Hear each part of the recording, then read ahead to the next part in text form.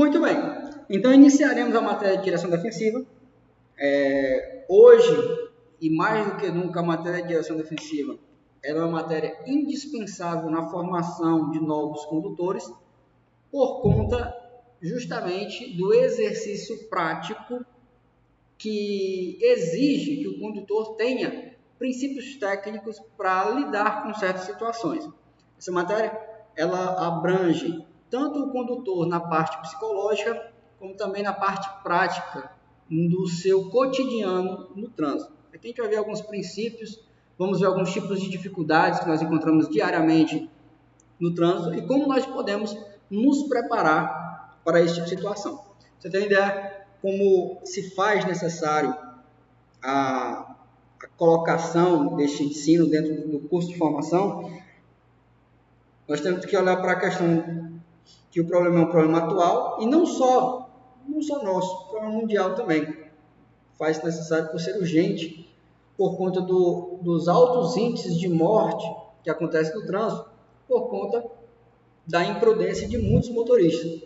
E por mais que você conduza o seu veículo com toda a prudência possível, respeitando todas as normas de trânsito, sendo um exemplo a ser seguido, você tem que lembrar que às vezes você pode se tornar vítima de acidente de trânsito por conta da conduta indevida de outros condutores. E aí você vai aprender como lidar com esse tipo de situação, né, quando você se deparar com condutores imprudentes e até mesmo com condições naturais que também vão te atrapalhar no quesito segurança. Você tem uma ideia? Os acidentes fatais no trânsito superam os números de homicídio e até mesmo câncer.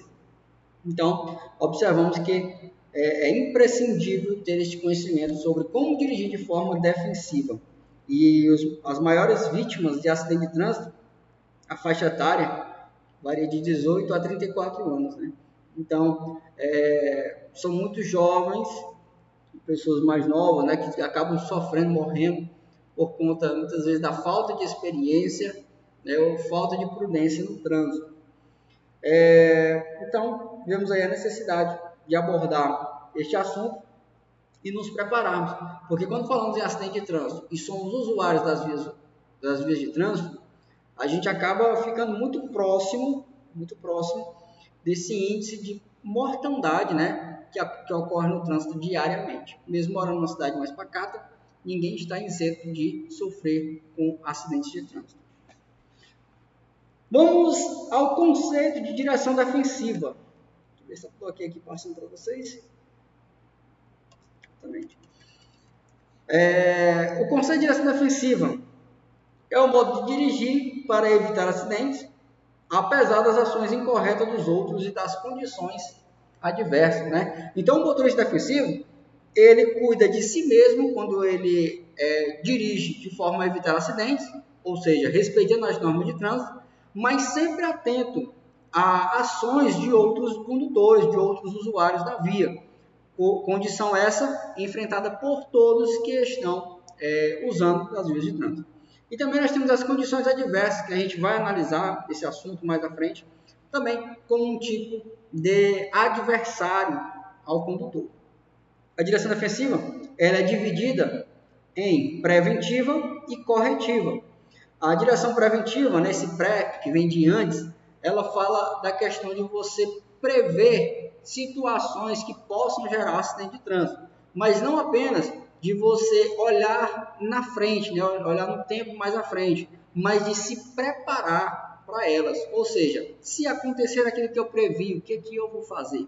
Obviamente, esse assunto a gente vai destrinchar ao decorrer da matéria. E a corretiva, que ela trabalha junto com a preventiva, como o nome está dizendo, né?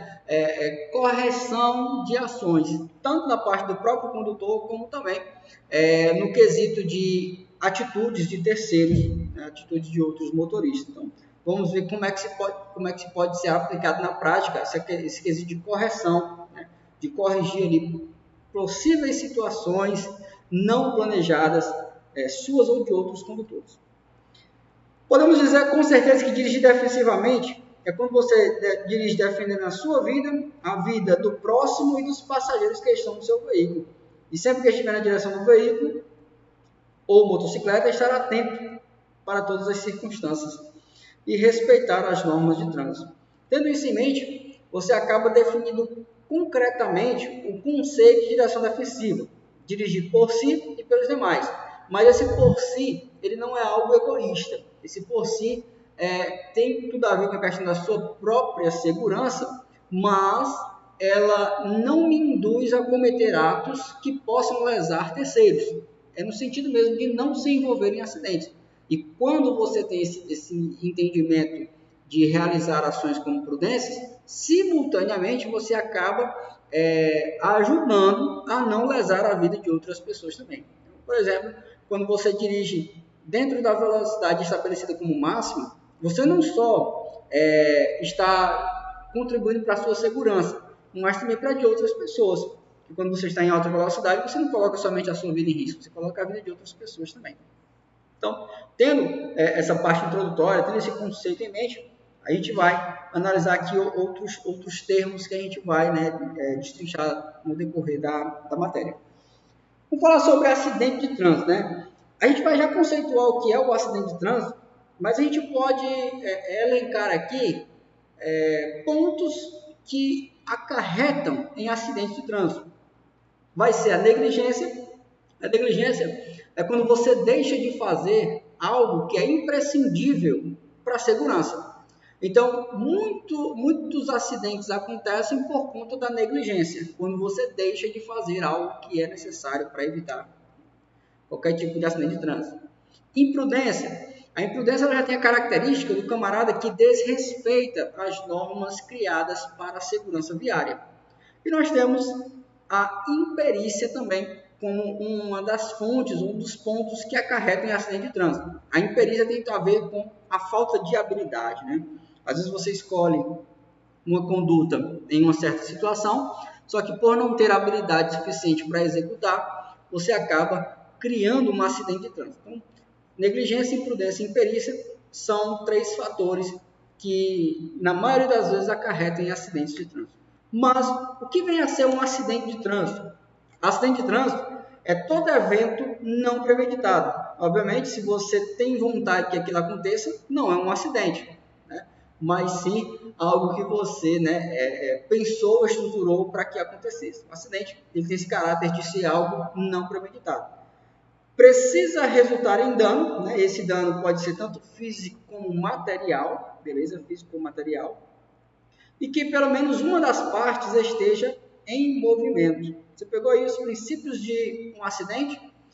Todo evento não premeditado precisa resultar dano, seja físico ou material, e uma das partes precisa estar em movimento. Obviamente que quando analisamos o termo acidente, nós estamos linkando a trânsito. Existem outras modalidades de acidentes, né? Mas especificamente estamos trabalhando acidentes de trânsito. Então, este é o conceito de acidente.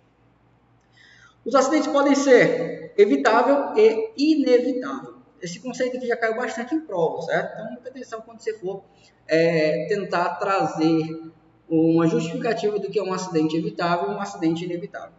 Quando nós analisamos isoladamente o termo evitável, a gente imagina que é tudo aquilo que você tem condições de executar algo para que aquilo não ocorra.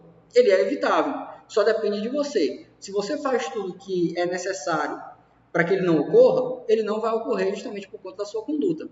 Consequentemente, quando analisamos isoladamente o termo inevitável, é aquela situação em que, por mais que você se esforce ao máximo fazendo tudo o que está ao seu alcance, aquilo vai acontecer, porque não depende só de você. Forças alheias às suas fazem com que aquele evento ocorra, querendo ou não. Okay? Então, inevitável. Inevitavelmente iria acontecer. Quando a gente traz para responsividade de acidente de trânsito, o acidente evitável é aquele em que o condutor não faz tudo o que pode ser feito para evitar que o acidente aconteça. Ou seja, se ele fizesse tudo, não ocorreria. Por isso que é evitável. Por ele não fazer tudo o que deveria ter feito, poderia fazer, logo o acidente ocorre. E o inevitável, consequentemente, é aquele que o condutor faz tudo o que é possível fazer, mas é impossível evitar. 64% dos acidentes de trânsito são causados por falhas humanas. E nesse caso, sobre falhas humanas, nós colocamos a imperícia a imprudência e a negligência como fatores determinantes para esse 64%. 6% nós colocamos os defeitos na via, como por exemplo buracos, né? Curvas mal elaboradas, falta de sinalização e 30% de defeitos mecânicos. Obviamente que esses defeitos mecânicos eles não estão vinculados à questão de falhas humanas no quesito negligência, que quando, por exemplo, você deixa de realizar manutenção periódica no seu veículo e, por consequência disso, o acidente ocorre por uma falha mecânica, ele não compõe os 30%, mas sim os 64% por falta de uma ida ao mecânico, beleza? Por conta da sua negligência, né? Se negligenciou a sua ida ao conserto do veículo. Esses 30% estão falando de eventos não premeditados também que acontecem no veículo, como por exemplo, ao realizar uma curva, o pneu do veículo estoura. Aí você acaba capotando o veículo e tal. Esse tipo de acidente nessa situação se inclui nos 30%, porque se trata de defeitos mecânicos não previstos, né, não previsíveis. E nós finalizamos dizendo, né, que os acidentes ocorrem, como já falamos anteriormente, pela negligência, a imprudência e a imperícia. Nós temos aqui um conteúdo que com certeza todo aluno vai responder uma questão sobre este assunto na sua prova, que são justamente os elementos da direção defensiva, os seus 5 pilares, beleza? E quais são esses 5 pilares, né, que sustentam a direção defensiva? Conhecimento, a atenção, a habilidade, a previsão e a decisão. São os elementos da direção defensiva. Então, duas coisas precisam estar correndo na veia do aluno que vai para a prova, na prova teórica.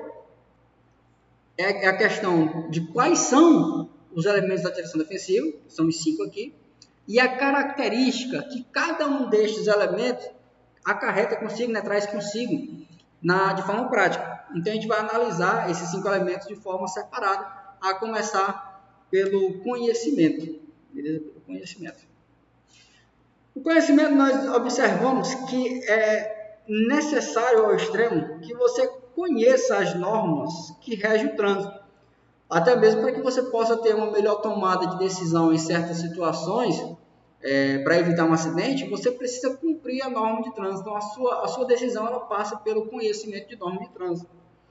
Você precisa, além de conhecer o CTB, você precisa aprender também sobre o veículo que você está colocando em via pública, né? Sobre os seus funcionamentos básicos. E quando falo de funções e comandos, né, tipo as funções mais básicas do veículo, você precisa previamente conhecer os pedais de aceleração, de frenagem do veículo, para que você não, por desconhecer as ferramentas do seu veículo, a gerar algum tipo de acidente de trânsito. Então, o conhecimento é imprescindível, o conhecimento é indispensável para que você não crie situações de acidente de trânsito. O que nós mais vimos assim, quando a gente passa para a parte prática de acidente de trânsito, não é pelas pessoas não terem tanta habilidade, mas é por desconhecimento das normas de trânsito, as pessoas cometem erros que muitas vezes lhes custam a vida. Quando, por exemplo, as pessoas não sinalizam de forma adequada, deixam de sinalizar, ou quando elas se posicionam de forma inadequada na via, gerando risco de acidente de trânsito, quando elas dirigem abaixo da velocidade mínima, quando elas dirigem acima da velocidade máxima, e muitas das vezes isso é por desconhecimento das normas de trânsito que muitos acidentes acabam acontecendo. Então, nós temos o dever de conhecer as normas, porque isto nos ajudará a evitarmos acidentes, mesmo sendo motoristas sem tanta experiência de estrada assim. Depois do conhecimento, nós temos a atenção. A atenção é um item indispensável para você conduzir o seu veículo em via pública. E nós subdividimos aqui a atenção em 3 pontos. Nós temos a atenção fixa, a dispersiva e a difusa. A atenção fixa é aquela em que o condutor ele só observa um ponto específico, geralmente é o para-brisa, ou seja, o que está na sua frente. Ou ele não consegue ter uma atenção para outras coisas. Ele só consegue fazer uma coisa por vez. E isso é perigoso? Muito perigoso. Eu acabo associando a questão da atenção fixa ao condutor iniciante. Porque quando você está aprendendo a dirigir um veículo, você está em via pública, você tem pouca atenção em relação ao trânsito que está à sua volta, porque você se preocupa mais com o seu veículo. Ou seja, em acertar uma marcha, se na motocicleta você vai tocar a marcha para cima ou para baixo, você precisa usar a embreagem ou não naquele ponto. E assim também associamos ao carro. Aí você deixa de olhar para frente para olhar para as suas mãos ou para os seus pés para fazer a movimentação correta, né? Ou seja, você não consegue dividir a atenção. Você fixa em alguma coisa. Ou só olha para frente e não troca marcha, ou olha para a marcha quando vai trocar marcha, né? E aí tirando a atenção do trânsito. Então, associo muito a questão da atenção fixa, ou a condutores que não criaram o bom hábito de ter uma atenção que observa tudo que está à sua volta e acabaram se familiarizando com essa forma de condução e isso gerando algum tipo de mal, sempre sendo surpreendido com quem está passando ali ultrapassando, por não olhar nos retrovisores, ou a condutores iniciantes que não têm experiência ainda com os instrumentos do veículo. A atenção dispersiva eu já associo a condutores que dirigem há muito tempo. E essa atenção dispersiva é aquela em que você não dá atenção devida ao que está à sua volta. Você viaja na sua mente enquanto você está conduzindo o veículo e acaba não se orientando sobre a marcação no asfalto, sinalização de semáforos, a presença de pedestres, outros veículos. Se aqui eu estiver falando a pessoas que já dirigem há muito tempo, quantas vezes você já não se pegou, né, saindo de casa no seu veículo, e aí quando você dá por conta, você já chegou onde você estava, mas você não lembra se você viu alguém, se você viu algum carro, quantos carros você viu, ou algo do tipo. Que geralmente você ia no caminho pensando, por exemplo, no que é que você ia comer de noite, né? Então, geralmente, a atenção dispersiva é de condutores que já têm muita prática com o veículo, porém, eles não trazem a atenção devida ao trânsito, começa a viajar na mente e acaba deixando a atenção de lado. Ou até mesmo por conta da sua prática de direção, eles acabam tirando a atenção do que é importante, que seria o trânsito, para coisas menos importantes, e aí você acaba gerando um acidente de trânsito. Como o caso do uso do celular, que hoje tem sido um dos maiores responsáveis pelo acidente de trânsito, porque o celular ele tem muito desse tipo de tirar a atenção do condutor. Uma vibrada no celular já é motivo de desviar a atenção para a tela do celular e aí, consequentemente, você tira a atenção da via, gerando algum tipo de acidente. E para finalizar, nós temos a atenção difusa. Essa sim é que você deve procurar buscar exercitar no seu dia a dia. A atenção difusa é aquela em que o condutor está sempre alerta, dividindo a atenção a tudo o que está à sua volta. Né? Então, ele entra no carro, ele sobe na motocicleta, a intenção dele é chegar com segurança no local em que ele estipulou como objetivo. E para isso, ele vai sempre observar o trânsito.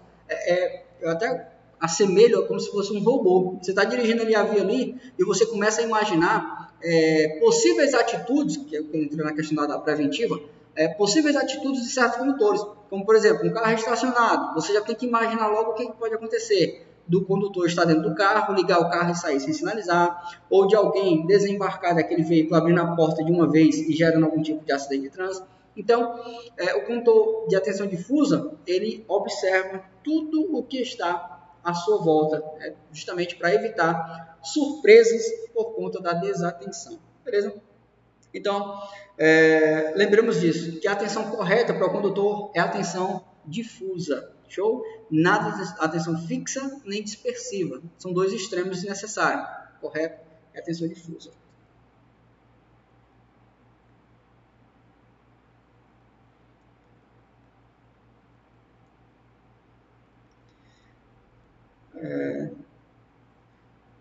Pois é, né? O aluno fala da questão de condução, né, com farol apagado, né? Eu acho que se fosse agente de trânsito, seria a única infração que eu não dispensava, sabe? É o camarada que anda com farol apagado, motocicleta apagada, farol apagado, né? O camarada não coloca só a vida dele em risco, coloca dos outros e por mixaria, né? Às vezes o veículo da autoescola aqui, quando queima um farol, a gente vai logo trocar o quanto antes.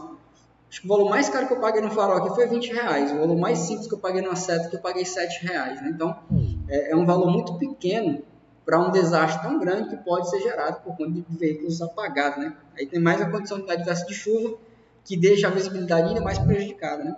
Então, É aí onde entra a questão de você dirigir com muita atenção, porque às vezes se você viesse distraído na condução do veículo ali, ia ser surpreendido e poderia gerar um acidente de trânsito. Então, é dirigir por si e pelos demais com toda certeza.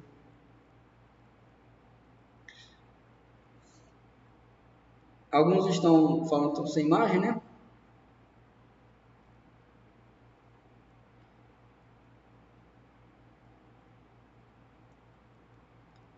Deixa eu dar uma atualizada na tela.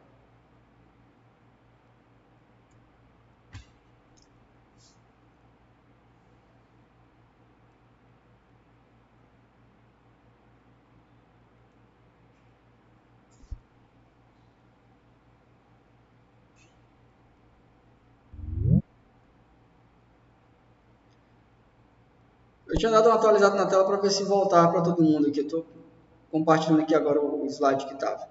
Bom, soltei o slide novo. Espero que tenha voltado aí para todo mundo aí o slide. Dá um ok para a gente começar, se voltou a tela.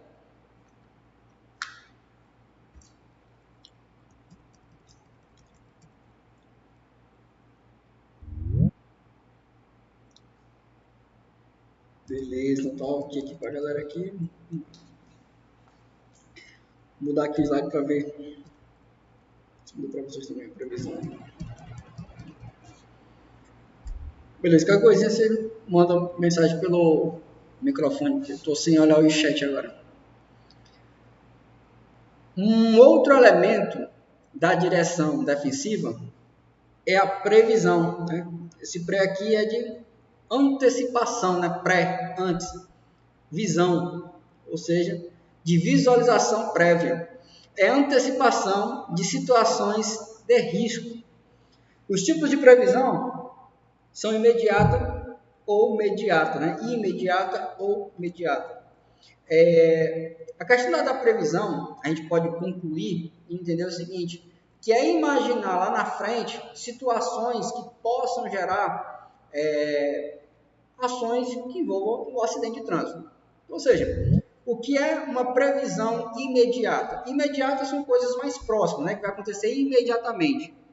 O simples fato, por exemplo, você se aproximar de um cruzamento, principalmente se for um cruzamento sem sinalização de velocidade, de preferência, você vai reduzir a sua velocidade premeditando, ou seja, visualizando lá na frente de alguém estar se aproximando em alta velocidade, também no mesmo cruzamento.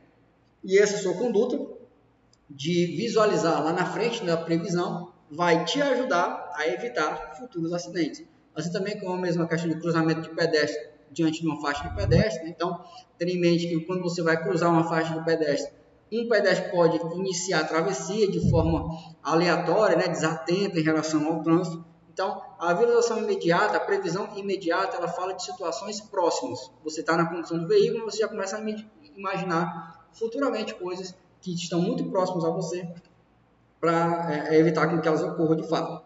E a imediata são ações que você vai tomar visando um longo prazo, como, por exemplo, encher o tanque do veículo para evitar a pane seca durante a viagem. Você imagina que vai passar por um local ou por um período em que você vai passar muito tempo sem avistar um posto de gasolina, então você tem que ter em mente que você precisa abastecer o veículo o máximo possível para chegar no local a tempo de abastecer novamente. E assim, outras situações mecânicas também, como, por exemplo, a revisão periódica que você faz no seu veículo para evitar algum tipo de dano que ele possa sofrer durante a viagem, beleza? Então, a previsão é você imaginar situações contrárias antes que elas ocorram, mas ela também está vinculada à questão de tomada de decisão.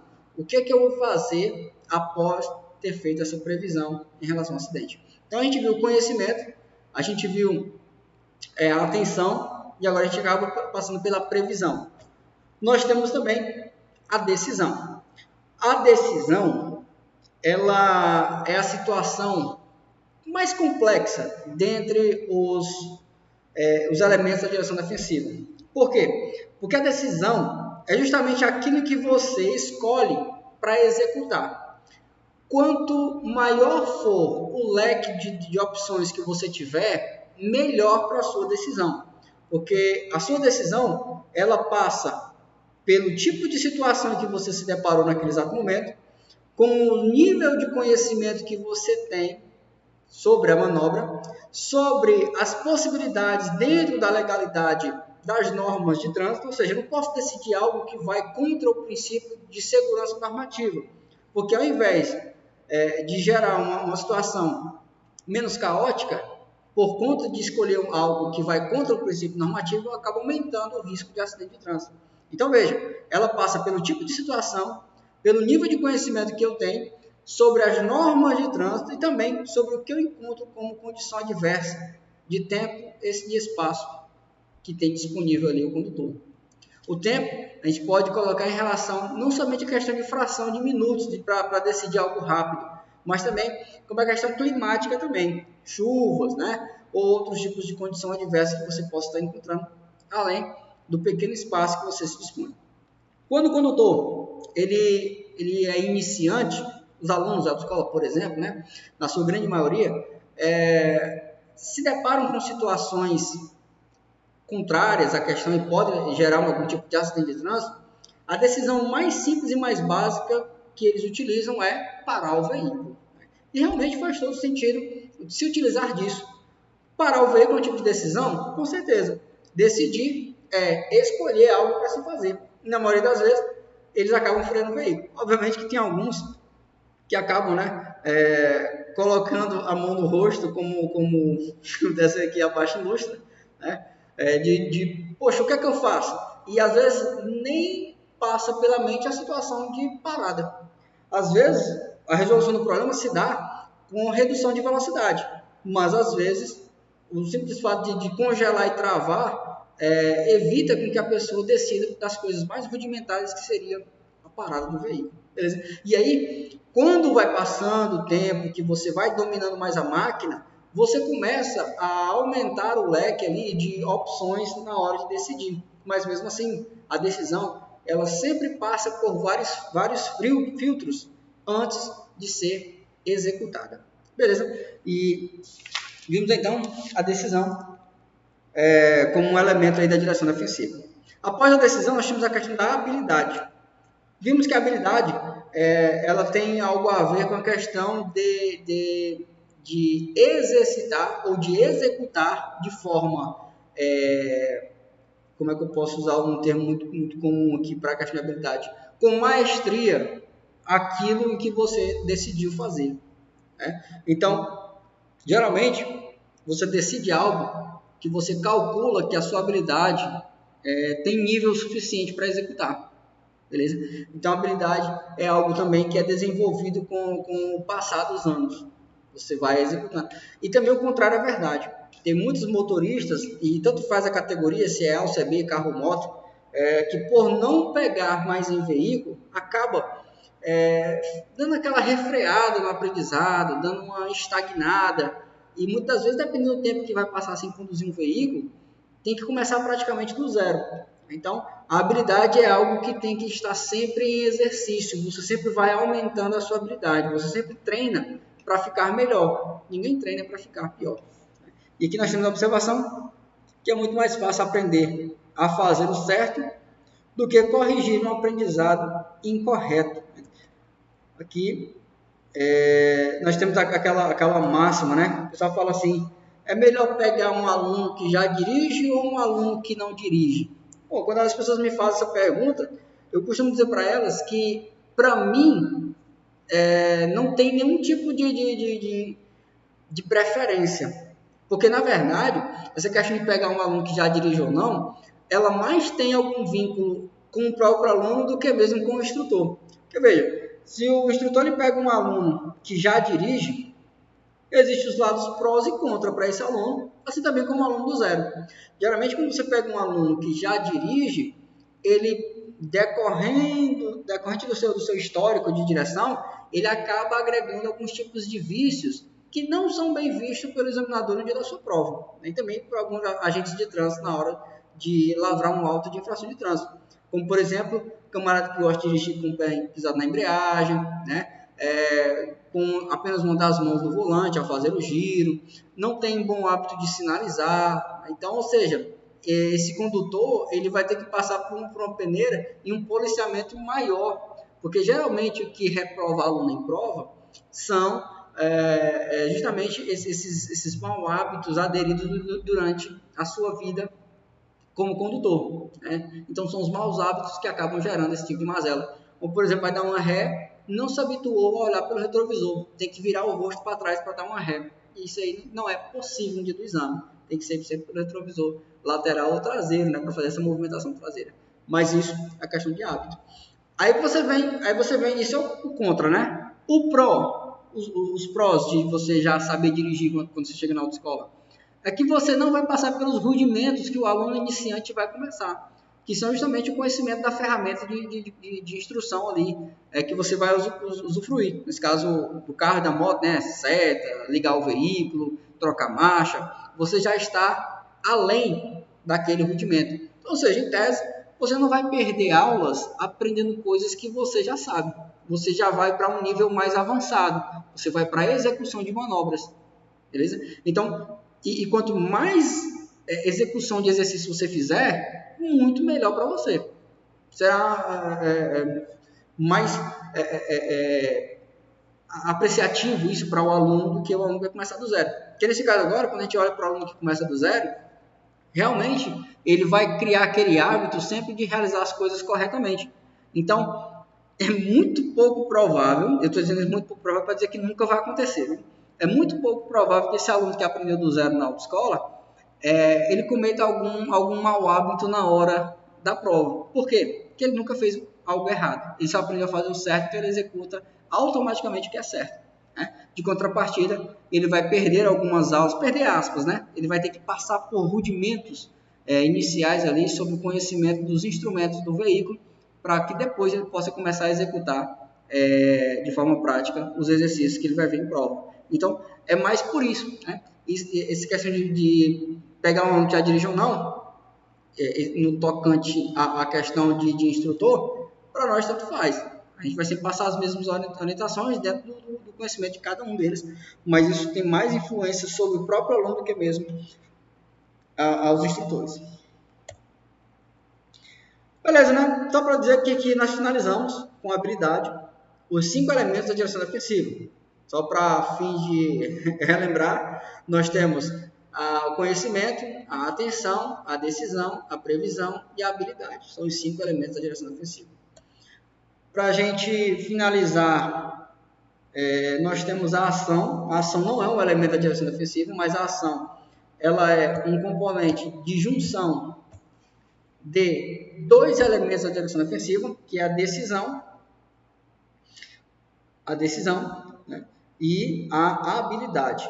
Então, após decidir o que você vai fazer, você vai analisar o grau de habilidade que você tem para a execução.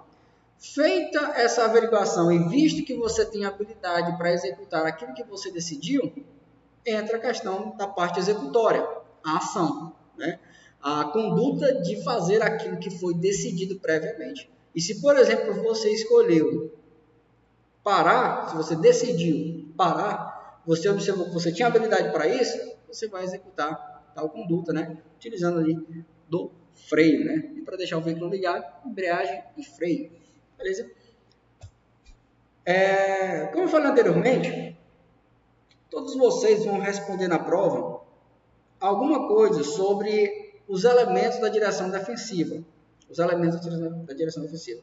Pode ser apenas tipo, qual alternativa traz um elemento da direção defensiva, ou ele pode ser mais específico. Dentro dos elementos da direção defensiva, o conhecimento aí vai trazer, né, a distinção da questão. Talvez ele pergunte qual é o conceito sobre conhecimento dentro da direção defensiva. Beleza? Então ela pode ser um pouco mais específica. Eu desenvolvi esse mnemônico que me ajudou a memorizar melhor os 5 elementos da direção defensiva. Essa frasezinha aqui que diz o seguinte: esse doutor é PhD em CA. Ou seja, o doutor aqui é um camarada que estudou, né? E o PhD é um nível de conhecimento acadêmico em muitas universidades, né? O maior nível acadêmico possível de ser alcançado de algum tipo de segmento. Então, nesse caso aqui, ele estudou bastante e se aperfeiçoou, tornando-se um PhD em CA. CA é o famoso câncer. Então, esse doutor ele tem um alto conhecimento no nível de câncer. Mas vamos falar de direção defensiva, né? Esse doutor é PhD em CA.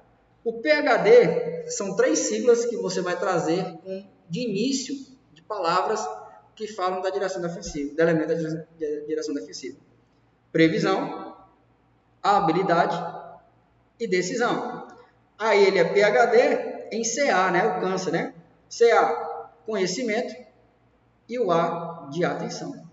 Beleza? São os 5 elementos da direção defensiva. Se te ajudar de alguma forma, você pode pegar essa frase para você, né? PhD em CA. Aí você já linka aqui, faz referência aos 5 elementos da direção defensiva. Beleza?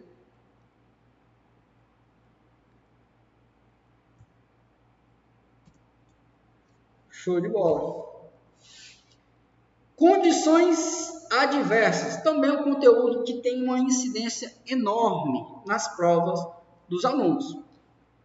As condições adversas, né, como o nome já está dizendo, adversas vem de adversário, ou seja, vem contrário ao condutor, são fatores que tornam ou prejudicam a condução do veículo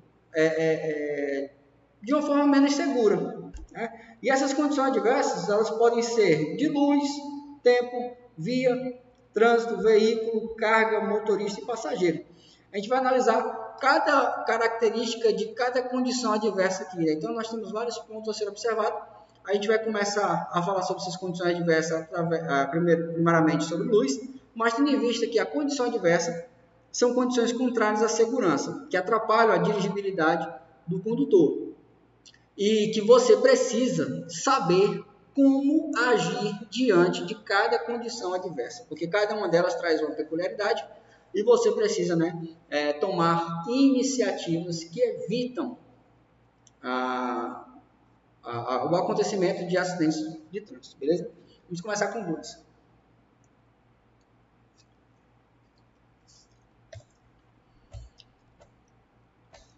Sobre luz, nós temos 2 fatores que acabam atrapalhando a questão do condutor, que é a incidência de luz solar, a luz natural, e também a luz artificial, que na maioria das vezes são os faróis de outros veículos.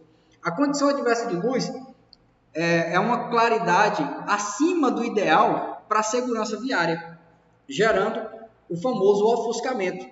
Já vimos que esse ofuscamento ele pode ocorrer tanto da luz natural, que seria do sol, como também dos postes de luz, ou até mesmo, na maioria das vezes, dos faróis de outros veículos. O que seria o ofuscamento? O ofuscamento é a perda momentânea, né, a cegueira momentânea causada por esse faixa de luz mais alto, beleza? Aí tem um dado interessante aqui que é trazido para a gente, que se você sofrer com ofuscamento, você passa algo em torno de 7 segundos sem a visão plena, né, sem a percepção total do que está à sua frente. E nesse caso aí, se você tiver 80 km por hora numa via, você vai transitar 150 metros sem visualizar perfeitamente o que está na sua frente. Nesse caso aí, podendo aumentar em muito a chance de você sofrer um acidente de trânsito ou lesionar alguém, né, no acidente de trânsito.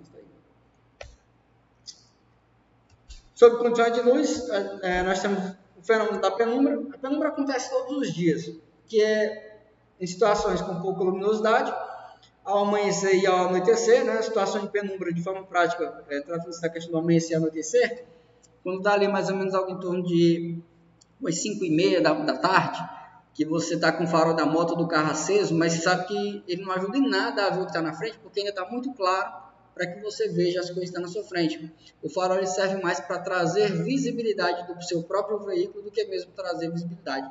E esse fenômeno também acontece, né, na mudança da noite para o dia, na madrugada também. Nós temos essa situação, chamada de penumbra. Ela também ocorre em túneis e também pode acontecer em situações em mudança de clima, né? Do sol para chuva, tendo aquela parte no nublado ali, onde o tempo dá uma escurecida e tal, também gerando esse tipo de situação. É importante a questão de analisar a condição adversa de luz como alguma coisa que vai me gerar um prejuízo físico ou material, com certeza. Se você analisar que pessoas já morreram por conta de condições adversas de luz, você acaba mensurando o perigo de dirigir em situações que envolvem essa condição adversa de luz. Você tem ideia? Alguns anos atrás, aqui em Quixelô, alguns anos atrás no nosso município, um jovem vinha transitando na perimetral e ele estava vindo no sentido nascente do sol, ou seja, ele estava tendo o sol de frente para ele. E ao realizar uma curva, ele descobriu o sol, né, no seu rosto, e quando ele colocou a mão na testa assim, para conseguir ver o que estava na sua frente, estava na motocicleta dele, ele se deparou com a carreta atravessada na pista. E aí acabou sofrendo um acidente de trânsito, onde ele veio perder a vida por conta da condição adversa. Ele estava um pouco rápido na velocidade, mas a questão da insolação, a questão do sol, né, de frente para ele, gerou esse ofuscamento e ele acabou vindo a falecer. Também sobre a questão da condição adversa de luz, quando a gente olha para a questão da luz artificial, é muito comum no período da noite acontecer acidente de trânsito por conta dessa questão da incidência de luz, no sentido mais de você sofrer ofuscamento e bater em veículo apagado na via. Eu tenho um amigo, até tirei a habilitação com a gente há um tempo atrás, que quase fica, não paraplégico, mas quase tem a sua perna amputada com um acidente de trânsito. Ele vinha na via, né, na rodovia, e vinha um veículo com faixa de luz alta no sentido contrário, acabou acontecendo um ofuscamento, e aí ele não viu um veículo que estava estacionado e apagado, totalmente apagado na pista. Quando ele descobriu que já estava em cima do veículo, conseguiu tirar ainda um pouco de lado ainda, e estava na motocicleta, ele acabou pegando no pé dele, quase tem a sua perna amputada por conta desse acidente. Ou seja, rolou o ofuscamento e tinha um veículo apagado na via. Então, estamos diante de uma situação que pode sim gerar danos incalculáveis, né, às pessoas. E o nosso intuito não é apenas de apresentar os problemas causados pelas condições adversas, mas nos prepararmos quando essas condições adversas se apresentarem, né, diante da nossa condução. Algumas coisas também contribuem para que aconteça a condição adversa de luz, como por exemplo gordura e sujeira nos para-brisas e nas viseiras dos capacetes, causando dificuldade de visibilidade, né? Ou quando você está de frente para o sol, ou quando chega na parte da noite, né, que você tem pouca visibilidade. A pala, o famoso quebra-sol, é um item obrigatório nos veículos, né? Quebra-sol é um dispositivo que vem na parte frontal do veículo aqui, justamente para ser acionado quando o condutor estiver conduzindo o veículo de frente para o sol. As dicas de segurança em relação à condição adversa de luz. Como é que a gente pode fazer para não ser vítima, ou se quando vítima, não sofrermos tanto assim diante dessa condição adversa? Primeiro, da luz artificial. Sinalize para o condutor que vem em sentido contrário com luz alta, né? Isso aqui é justamente para evitar o ofuscamento com farol alto que vem do veículo que vem em sentido contrário, pedindo a luz baixa através do toque intermitente dos faróis. Use a faixa mais à direita para se orientar na pista, ou também chamada de faixa do bordo da pista, do lado direito, para que você possa se orientar por ela. Nós temos um ângulo de visão de 180 graus. A gente consegue ver o que está na nossa frente e um pouco dos lados também. Quando você olha diretamente para o farol do outro veículo, você perde essa visualização, essa visibilidade por conta do ofuscamento. Mas quando você olha para a faixa do lado direito da via, você ainda continua vendo bem o que está à sua frente. Ou seja, não foque no faixa do farol, foque na faixa da direita, que você acaba também não sofrendo com faixa de luz alta sentido contrário, né? Ocasionando aí a situação do ofuscamento. Não revidar a luz alta, né? Já falamos nisso, né? Tem que levar em consideração que se você ofuscar a visualização de alguém que está embriagado, por exemplo, essa pessoa pode trazer o veículo para cima de você e aí gerar um acidente pior. Mantenha uma distância segura do veículo que vai à sua frente e se oriente pela luz de freio do mesmo. Neste caso aqui, a luz artificial do sistema de freios do veículo que vai à sua frente, ele pode te auxiliar sobre a desvio de buracos, de animais na pista, ou até mesmo quando você visualizar a luz de freio sendo acendida, você imagina que aquele veículo já está realizando uma frenagem por algum tipo de motivo, né? Então você já pode previamente já reduzir a velocidade do seu veículo para evitar qualquer tipo de colisão. Mantenha os faróis sempre regulados, para não evitar infração de trânsito, né? Também a questão da visibilidade. Conservar o para-brisa e os faróis aí as lanternas limpas, o para-brisa sujo, que é aquele vidro frontal do veículo ali, ele pode gerar infração de trânsito. Complete a água do limpador de para-brisa. Sabe, uma situação que você precisar limpar o vidro e você esqueceu de completar a água do reservatório ali, aí quando você vai precisar limpar, está vazio, né? E esse reservatório, se ele estiver vazio, numa fiscalização, pelo limpador de para-brisa ser um equipamento obrigatório, gera deficiência do mesmo, a falta de água gera deficiência e caracteriza uma infração de trânsito. Então sempre ter água lá. Mude a posição do retrovisor ao ser ultrapassado com luz alta. Né? No carro, nós até falamos isso na aula de legislação, no carro tem um dispositivo, uma paletazinha que fica bem no meio do retrovisor traseiro. Você pode fazer a movimentação para frente ou para trás dessa palheta para mudar o ângulo de visualização do retrovisor que vem atrás, ofuscando a luz alta do veículo que vem te seguindo. Na motocicleta, você se inclina um pouco para frente, ficando ali na linha mais ou menos da altura dos retrovisores, para evitar esse tipo de situação com o camarada que está te seguindo com faixa de luz alta. Evite viajar à noite e respeite o tempo de viagem. Né? Bom, só esse fator de evitar viajar à noite levanta algum tipo de questão, né? Entre pessoas que preferem viajar à noite. Eu particularmente conheço muitos motoristas que preferem muito mais viajar de noite por conta da pouca incidência de veículos, também da presença de pedestres, de outros usuários de uma forma geral, até mesmo pela questão de não dirigir de frente para o sol, gerando canseiro na visão. Né? Então, muitos deles acabam preferindo viajar no período da noite do que mesmo durante o dia. Obviamente que o grande fator de você dirigir à noite, problemático, é a questão de visualização. A visibilidade é muito baixa por conta da ausência de iluminação. Geralmente você acaba vendo os seus objetos parados na pista muito próximo, né? O que gera ainda uma situação maior de acidente. E o tempo de viagem, né, tem tudo a ver com a questão de respeitar limites. Tem limites normativos e tem limites como princípio. O artigo 67 do CTB, ele fala sobre a questão do limite máximo do condutor profissional, obviamente, né, de mercadorias, de carga e rodoviário de passageiro, de respeitar certos limites de descanso para não exceder, né, e acabar pelo cansaço você gerar algum tipo de acidente. E na luz natural, nós temos algumas dicas como a questão da redobrar atenção e também a redução de velocidade. Na verdade, a redução de velocidade é uma regra universal. Ou como assim? Você sempre vai encontrar ela, a redução de velocidade, nas dicas de segurança diante das condições adversas. Porque o princípio da condição adversa é atrapalhar a visibilidade.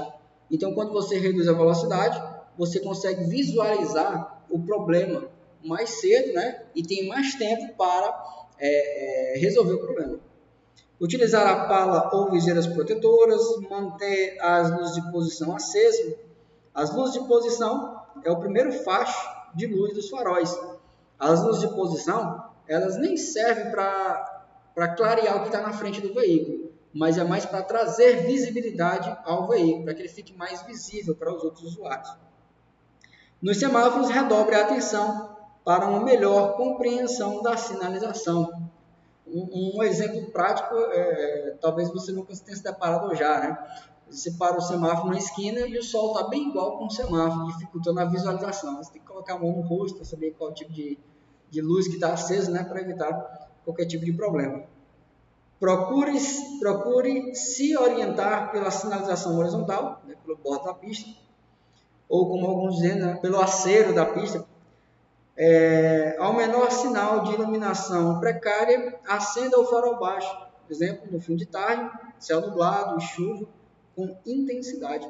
Uma vez alguém me perguntou se havia uma previsão legal sobre a hora certa de acender os faróis. Tipo assim, o CTB, né, ele narra qual é a hora em que eu sou obrigado a acionar os faróis, e a verdade é que não existe uma previsão legal. Nós temos aquela previsão da rodovia, né, que tem que estar acesa mesmo durante o dia, mas quando você entra na zona urbana, dentro da cidade, já não há mais a necessidade de você estar com os faróis acesos. Mas aí fica a pergunta, mas quando eu estiver dentro da cidade, que horas eu acendo os faróis? Será às 5? Às 6? E na verdade o CTB ele não traz expressamente a hora de ligar os faróis. Nós temos uma previsão técnica, né? A previsão através da direção defensiva, que é o menor sinal de iluminação, né, precária. Beleza? Então, quando ela ficar precária, o ideal é que você acenda. Às vezes não é nem para que você consiga ver o que está na sua frente, é para tornar o seu veículo mais visível.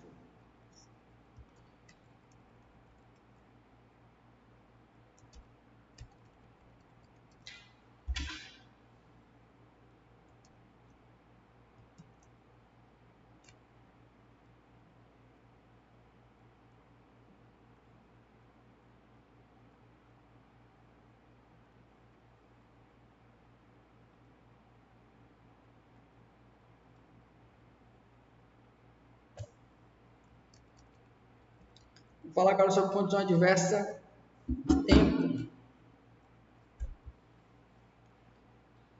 As condições adversas de tempo, elas vão estar ligadas às condições atmosféricas, ou seja, frio, calor, vento, chuva, granizo, neblina, as forças da natureza. Então, quando falamos de tempo, você vai lembrar da Garota do Tempo, né, do Fantástico. Ela fala do quê? Do clima, das situações atmosféricas, né, relacionadas à questão de situações encontradas diariamente, que pode ser a questão de chuvas, de ventos, de furacões e tal. Nesse sentido, nós linkamos também a condição adversa de tempo a essas situações. O principal fator, como já vimos, é a questão da visibilidade, né? Dificulta a visualização dos motoristas em relação aos outros usuários ou outros veículos de uma forma geral. Beleza? Vamos começar aqui pela questão da chuva. Dirigindo sob chuva. Muito cuidado quando estiver dirigindo e começar a chover. Nesse caso aqui, nós temos que a sujeira que está impregnada no asfalto, ela vai começar a ficar mais macia por conta da água que vai entrando, né, caindo sobre o asfalto. E aí fazendo com que o asfalto fique mais escorregadio. Principalmente para as motocicletas, o risco de você derrapar a motocicleta é muito mais alto do que no carro, né, por conta da questão do equilíbrio. São 4 rodas ao invés de 2. É quase a mesma situação de você estar transitando no calçamento. O calçamento ali de paralelepípedo, né, ele se transforma em sabão quando está chovendo, fica bem mais liso. É o que acontece com o asfalto quando ele está muito sujo e começa a cair ali os primeiros pingos de água. As dicas de segurança é a redução de velocidade, obviamente, acelerar as luzes baixas ou de posição para que o seu veículo fique visível, ligar os limpadores de para-brisa, evitar frenagens fortes para evitar o travamento das rodas. É muito comum que os veículos, quando nessa situação de chuva, né, acabam começando a travar a roda na hora da frenagem com maior facilidade. Então, evitar as frenagens mais fortes. Se o veículo for adotado por ABS, a gente vai ver isso aqui na aula de mecânica básica, pode aplicar força no pedal. O freio ABS é um tipo de freio que evita o travamento das rodas. E o ABS, diga-se de passagem, é um equipamento obrigatório em todos os veículos que saem de fábrica. Beleza? Obviamente que começou a vigorar de alguns anos para cá. Então, muitos veículos ainda não são dotados de freio ABS. E essa norma de freio ABS ou CBS aplica-se a carro ou a moto. Hoje, qualquer moto, qualquer carro que sai de fábrica precisa ter o ABS ou, no mínimo, o CBS no caso das motos. Com o nível mais alto da água, atenção aos buracos. Esse dia eu estava assistindo um vídeo onde tem um buraco, acho que é em Fortaleza, se não me engano, onde já aconteceu vários acidentes lá. As pessoas estão meio apreensivas com isso, que está um período de chuva muito grande, principalmente nas capitais, tem caído bastante água, e aí essa tipo de situação gera bastante acidente. Depois até fazer um lembro postar lá no grupo para vocês lá ver esses acidentes lá envolvendo esses buracos por conta da chuva. Sobre a distância com o veículo da frente, dobre essa distância, né? A gente já pegou aquele princípio de distância entre veículos, e na situação de condições adversas de chuva, nós devemos dobrar essa distância, porque diminui a visibilidade, então você precisa ver com mais antecedência, você precisa ter mais tempo para reagir, e muitas vezes o período da chuva ele acaba atrapalhando essa responsividade entre reação, frenagem e parada total. Evitar fazer ultrapassagens, em casos de necessidades, parar e procurar um abrigo. vamos universalizar esse princípio da questão de parar o veículo. Jamais você vai parar o veículo, como regra, né, em acostamento. Por quê? Porque acostamento é local de pedestre, beleza? E também, se você estaciona o seu veículo no acostamento, você aumenta o risco de acidente de trânsito, ok? Então, quando você for responder uma alternativa que você acha que seja correta, vinculada à questão de parar o veículo, que seja sempre num local seguro, beleza? Se a questão de parar em acostamento, vai estar errada, a não ser que ela traga aquela exceção à regra. Quando é que um veículo automotor pode parar no acostamento? Quando o veículo apresentar defeitos que o impeçam de prosseguir. Porque nesse caso, é mais seguro que ele vá para o acostamento do que ele fique parado na faixa de trânsito atrapalhando o fluxo, né? Aumentando a chance de acidente de trânsito. E ligar o desembaçamento de vidros, né? Hoje os veículos são dotados de botões que você, ao apertar, eles já fazem de forma automatizada esse desembaçamento dos vidros. Né? Embaçamento é quando sobe aquele bafo do vidro que impede a visualização do que está externo. Né? Existem alguns macetes caseiros que você pode realizar para evitar esse embaçamento, né? Para desembaçar os vidros. E existem nos carros, digamos que populares, mas mais modernos, que tem um botão que faz esse desembaçamento de forma automatizada. Se você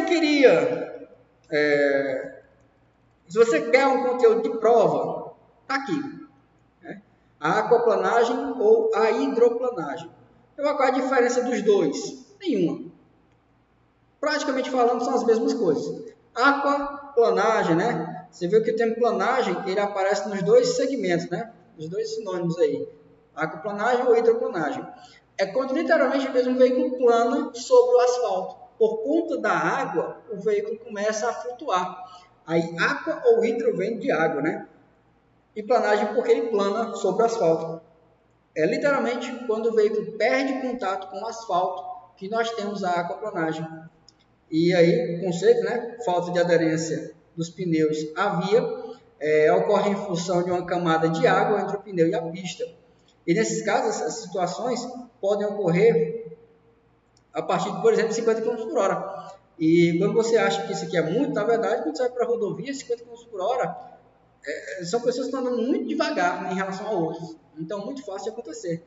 E, na verdade, dependendo da quantidade de água, do volume de água, essa situação de condição adversa pode ocorrer até mesmo aos 30 km por hora. Beleza? Até mesmo aos 30 km por hora.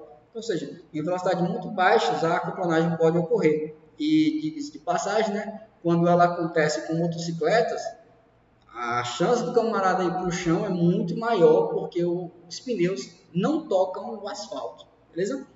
Então, apresentado o problema, vamos à resolução do problema. Né? O que eu posso fazer quando eu me deparar com a aquaplanagem ou hidroplanagem? Tire o pé do acelerador e não pise no freio. Isso mesmo, não pisar nos freios. Quando você tira o pé do acelerador, simultaneamente ou automaticamente acontece a redução, não é exatamente o chamado freio motor, mas o motor lhe dá uma pesada e o veículo dá uma perdida de velocidade. E isso ele fica mais pesado e volta a tocar no asfalto. Mas você não deve pisar no freio, porque como o pneu ainda não está em contato com o asfalto, a roda vai travar, o pneu vai travar e você vai perder o controle do veículo. Beleza? Segure firme a direção do veículo, nessa situação a água vai querer puxar o veículo para o lado em que ela quiser. E você deve girar suavemente o volante para a direita ou para a esquerda para procurar corrigir deslocamentos laterais. Então, suavemente você movimenta o veículo para a direita ou para a esquerda. Isso também ajuda a abrir caminho na água para você voltar a ter toque de novo no asfalto. Não realizar movimentos bruscos, né? A gente pode associar e universalizar movimentos bruscos há sempre uma conduta errada. Em todas as vezes que você encontrar esse termo brusco, será uma conduta errada. Beleza?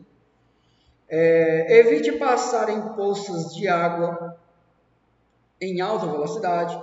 Mantenha a distância maior em relação ao veículo da sua frente. E lembre-se de olhar o desgaste dos pneus. Né? Os pneus eles têm esses desenhos, não são à toa. A função deles é para o escoamento da água. Logo, quando você está com o pneu desgastado, acabado, né, careca, a água não tem para onde escorrer. Né?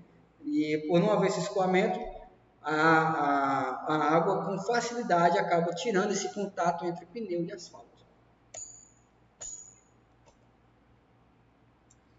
Condição adversa de tempo ainda, nós temos dirigindo sobre neblina, cerração, né? A neblina é aquela chuvazinha mais simples, mais fina. A cerração é aquele ar de nevoeiro, né? O ar de fumaça. Durante o dia ou a noite, o perigo da neblina é o mesmo, né? Dificultando a visibilidade do motorista. As dicas de segurança é: acenda imediatamente as luzes do farol baixo, ou de posição, ou de neblina se tiver. Redução de velocidade, aumentar a distância do veículo que vai na sua frente. Não utilizar a luz alta, pois ela prejudica ainda mais a sua visibilidade, né? Porque o nevoeiro, no caso, principalmente o nevoeiro, ele tem essa característica de ficar sobre o asfalto. Então, quando você aciona a luz alta, você meio que reflete, ou a luz alta é refletida no nevoeiro e você acaba tendo menos visibilidade ainda. Então, o ideal é usar a luz baixa que olha para o asfalto, olha para onde você está pisando, melhorando a visibilidade. Evitar fazer ultrapassagens, né? Não parar na pista, mesmo no acostamento, nem mesmo no acostamento, principalmente no acostamento. Né? Se a neblina for muito espessa, pare em algum lugar seguro, por exemplo, num posto de serviço. Se precisar parar em rodovia, ligue o pisca-alerta, sinalize a 200 metros antes e tire todo mundo de dentro do veículo, obviamente, porque não é sinônimo de segurança parar o veículo em acostamento. Okay? Aqui a gente analisa a questão, por exemplo, do nevoeiro, como uma situação climática do tempo, né? Atmosférica. Mas existe uma situação de nevoeiro causada de forma artificial, de duas formas. A primeira delas é através de queimadas. Não sei se você já teve essa experiência, dirigindo no local onde estava tendo queimadas ali no bordo da pista. E aí, aquela fumaça espessa tirar a visibilidade do que estava à sua frente. Então, uma situação fora do comum, fora do natural, do nevoeiro, seria a situação de fumaça de queimadas. E uma outra situação veículos com o motor batido, né? O motor tão surrado já que o veículo parece que funciona a carvão, né? Aquela fumaça negra que, além de fazer mal à saúde, também tira a visibilidade. Eu lembro que uma vez um aluno contou uma história para mim de um camarada que perdeu a vida por conta desse tipo de veículo. Ele estava seguindo um veículo, só que ele não sabia que estava seguindo um veículo com motor batido, né? Ele estava seguindo na via, aí começou a ver aquele fumaceiro e desceu o cajado, né? Em alta velocidade e tal, aquele nevoeiro todo. Ele achou que se tratava de algum tipo de queimada que estava tendo na pista, ou alguma coisa do tipo em relação à questão do clima. Mas era um caminhão que estava com o motor batido jogando aquela fumaça negra. Quando ele subiu que desceu uma ladeira, bem na hora de uma curva, ele avistou o caminhão fumaçando. Só que estava em cima demais, ele estava muito, muito rápido. E acabou batendo na traseira desse caminhão, perdendo a vida. Então, muita atenção em relação a isso. Situações como essa é para nos fazer mais experientes em relação a que nós não venhamos a nos tornar também novas vítimas nessa modalidade, beleza? Os inteligentes, eles aprendem com os erros dos outros, né? Aí nós tem aqueles medianos que aprendem passando pela situação e tem aqueles, né, de raciocínio inferior que não aprendem nem com os seus próprios erros, nem com os erros dos outros. Então, situações como essa, exemplos como esse, não nos serve para colocar em melhor situação, mas para que nós fiquemos atentos para não nos tornarmos também vítimas de tais modalidades. Então, o ideal aí para ele, no caso da neblina, seria a redução de velocidade, né? Para averiguar a possível causa, razão ou circunstância do que ocasionou o acidente, o nevoeiro que ele se deparou.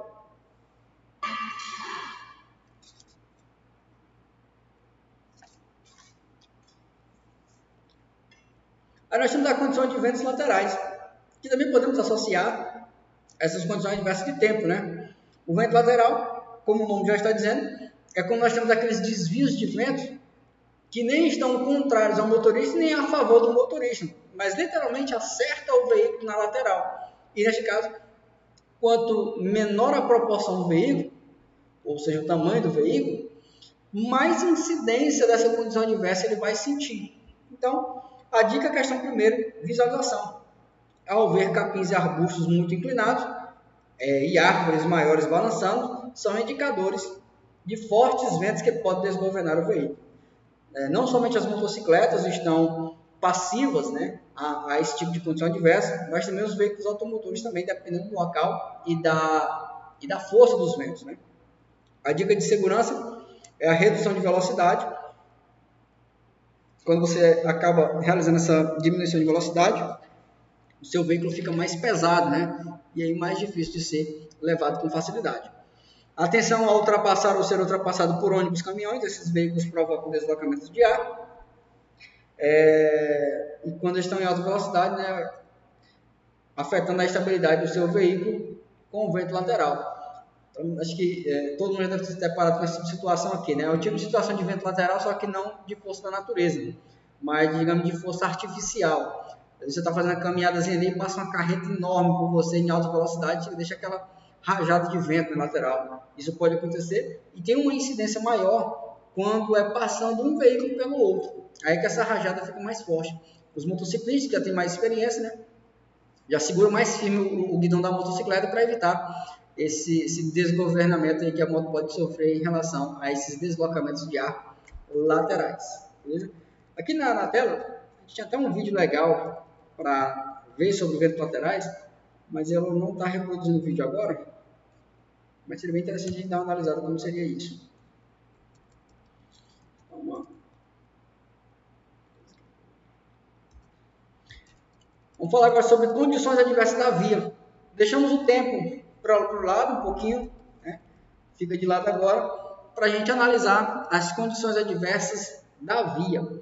Eu acabei não comentando, antes de começar a falar sobre condições adversas, mas em prova, geralmente é muito comum ele te dar uma situação e perguntar se aquela condição adversa ela é de tempo, se ela é de sol, de luz, enfim, de via, de condutor e tal. A melhor forma de você saber que tipo de condição é aquela abordada na questão é você procurar ver onde está o foco do problema, a origem do problema, beleza? Então, por exemplo, se está chovendo, aí de quem é a culpa de estar chovendo? É da pista? Não. É do motorista? Não, o motorista sabe fazer chover. É do tempo, beleza? E assim você associa melhor as questões corretas, né, às questões cobradas na alternativas corretas em relação às questões da prova, beleza?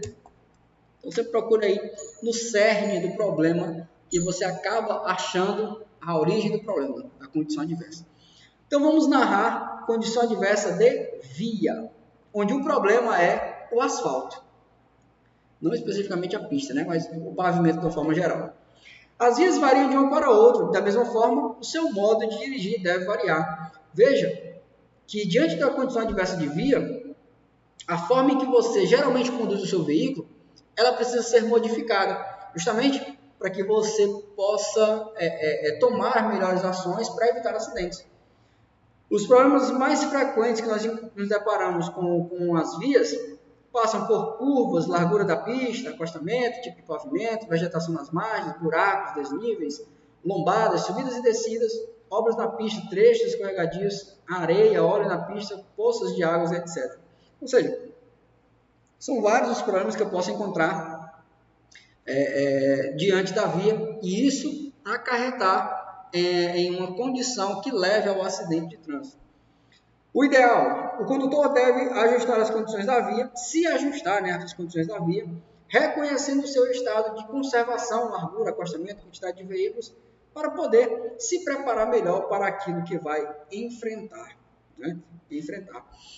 Eu costumo trazer para fins práticos a ida ao Iguatu. Quando a gente sai aqui de Quixelô que vai para Iguatu, a gente pode ir por dois caminhos. Né? A gente pode ir pela Barra, pela antiga Estrada da Barra, né, que hoje é uma rodovia, ou por cima, pelo Triângulo. E a questão de você ir pela barra, ela nem sempre identifica que você não tem habilitação, porque eu conheço muita gente que prefere ir pela barra mesmo sendo habilitado que mesmo por cima, né?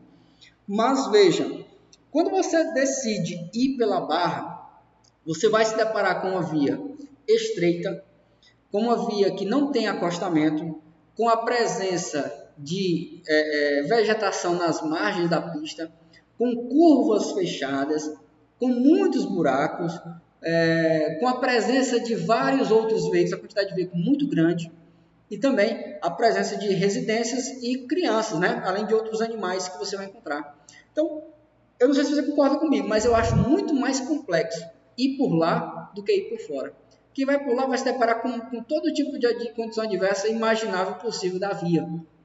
Mas quando você decide ir por fora, você tem uma via que tem acostamentos melhores, as residências são muito afastadas da pista, um trânsito menos caótico e uma pista regular, que é uma pista em linha reta praticamente. Então, nesse caso, não tem curva.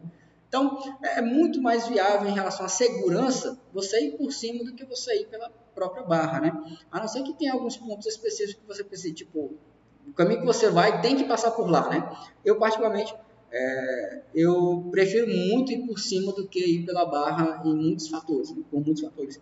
E as questões das condições da via é uma delas. Quando eu me obrigo a ir pela barra, eu modifico a minha forma de conduzir. Porque eu sei que até mesmo andar 80 km por hora lá é muita velocidade para as condições adversas encontradas na via, né? Então, você precisa também fazer esse ajuste quando você for realizar certas viagens, né? Principalmente em locais que você não conhece. E planejar um itinerário, ou seja, por onde você vai. Pegar informações a respeito do caminho, né? Através da televisão, jornais, rádios, agente de trânsito e outros motoristas. Eu lembro que quando eu trabalhava como motorista, que eu ia transitar por vias que eu não tinha tanto costume de andar por elas, às vezes eu parava num posto de gasolina para perguntar como é que estava a condição da via, para perguntar se havia muitos animais soltos na via, para justamente redobrar a minha atenção em relação a alguma coisa que eu não estava habituado a ver, né, por não transitar naquela via costumeiramente. Beleza? Agora a condição adversa de trânsito. Condição adversa de trânsito. Quando nós analisamos que a condição adversa é de trânsito, estamos falando do compartilhamento das vias com outros usuários, porque trânsito é a utilização das vias por pessoas, veículos e animais, com aquela finalidade, né, de circulação, parada, estacionamento ou embarque e desembarque. Então, é quando todo mundo está na via, a gente chama de trânsito. E pode haver condições adversas diante da situação de trânsito? Com certeza. Até mesmo pela forma diversa dos condutores, né, transitarem, isso acarreta em, muitas vezes, muitos problemas para a questão viária e segurança viária. Tem muita gente que gosta de andar mais rápido e outros prezam por transitar mais devagar. E isso vai ter influência, obviamente, na questão de acidente de trânsito. Os mais apressados, em situações onde o trânsito está muito caótico, geralmente são os problemas na via por conta dessa pressa desenfreada. É fundamental avaliar e agir de acordo com as condições do trânsito. Obviamente que você deve evitar os extremos, né? Nem ser tão apressado, mas também não pode ser a tartaruga paralítica, né? Que vai atrapalhar o fluxo dos veículos. Você precisa trazer fluidez ao trânsito, né? Através da condução adequada à segurança. E quando nós falamos em trânsito, nós falamos em dois contextos, dentro da cidade e fora da cidade, né? Nas vias urbanas e nas vias rurais. Nas vias urbanas nós temos um trânsito mais intenso, e você não precisa nem ir muito longe para saber disso, que dentro da cidade o trânsito é mais caótico, é um pouco mais problemático, mais complexo, onde exige mais do condutor a questão da atenção. Ele tem que ficar muito mais atento em relação a outras situações do que mesmo nas vias rurais. Mas, todavia, no entanto, quando você vai para a zona rural, você se depara com a questão da velocidade. Rodovia é sinônimo de velocidade, né? É o tipo de situação em que você olha para um lado, não vê ninguém, olha para o outro, não vê ninguém, mas quando você vai saindo com o seu veículo, aparece alguém do nada. justamente porque a rodovia ela exige pressa do motorista para entrar nela, para transitar nela e para sair dela. Exige essa pressa aí. Então, muita atenção da redobrada. A gente pode resumir e concluir, dizer que transitar em vias urbanas, ou seja, dentro da cidade, é complexo, né? Por conta da presença de muitos motoristas. É mais complexo. Já transitar na zona rural, rodovias ou estradas, por ter um trânsito menos intenso, é mais perigoso. Por quê? Porque menos trânsito, você acaba transitando em velocidade mais alta. E alta velocidade, né, pode gerar acidente de trânsito. Beleza? Então, um é mais complexo, mais complicado, o outro é mais perigoso por conta da velocidade mais alta. Condição adversa de veículo. Saiba, né, quando o seu veículo é a fonte do problema para a segurança viária.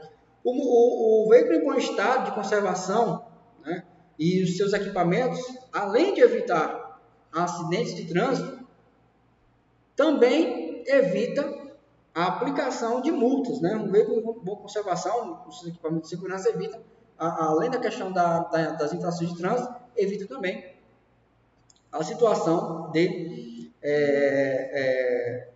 acidente de trânsito.